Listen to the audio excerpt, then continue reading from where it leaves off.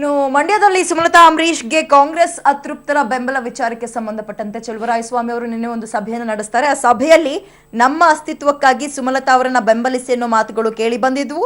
ನಾಮಪತ್ರ ಸಲ್ಲಿಕೆ ವೇಳೆ ಹೆಚ್ಚಿನ ಸಂಖ್ಯೆಯಲ್ಲಿ ಎಲ್ಲರೂ ಕೂಡ ಪಾಲ್ಗೊಳ್ಳಿ, ಆಗ ನಮ್ಮ ಬೆಂಬಲ ಅಥವಾ ನಮ್ಮ ಒಂದು ಶಕ್ತಿ ಎಷ್ಟಿದೆ ಅನ್ನೋದು ಗೊತ್ತಾಗುತ್ತೆ. ಯಾವುದೇ ಆಮಿಷಗಳಿಗೆ ಒಳಗಾಗಬೇಡಿ, ಸವಾಲಿನಿಂದ ಎಲ್ಲರೂ ಕೂಡ ಚುನಾವಣೆಯನ್ನ ಎದುರಿಸೋಣ ಅನ್ನುವಂತಹ ಮಾತುಗಳು ಕೂಡ ನಿನ್ನೆಯ ಸಭೆಯಲ್ಲಿ ಕೇಳಿ ಬಂದಿತ್ತು. ಮದ್ದೂರು, ನಾಗಮಂಗಲ ಭಾಗದ ಕಾಂಗ್ರೆಸ್ ಮುಖಂಡರು ಕೂಡ ಈ ಒಂದು ಸಭೆಯಲ್ಲಿ ಭಾಗಿಯಾಗಿದ್ರು.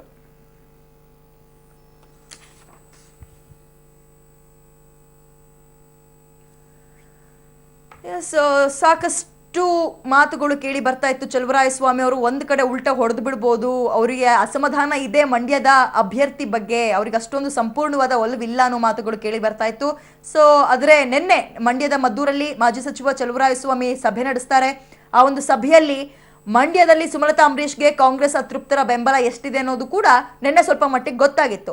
ನಮ್ಮ ಅಸ್ತಿತ್ವಕ್ಕಾಗಿ ಸುಮಲತಾ ಅವರನ್ನ ಬೆಂಬಲ ಕೊಡೋಣ, ಅವರಿಗೆ ನಾಮಪತ್ರ ಸಲ್ಲಿಕೆ ವೇಳೆ ಎಲ್ಲರೂ ಕೂಡ ಹೆಚ್ಚಿನ ಸಂಖ್ಯೆಯಲ್ಲಿ ಪಾಲ್ಗೊಳ್ಳೋಣ ಅನ್ನುವಂತಹ ಮಾತುಗಳು ನಿನ್ನೆ ಸಭೆಯಲ್ಲಿ ಕೇಳಿ ಬಂದಿತ್ತು.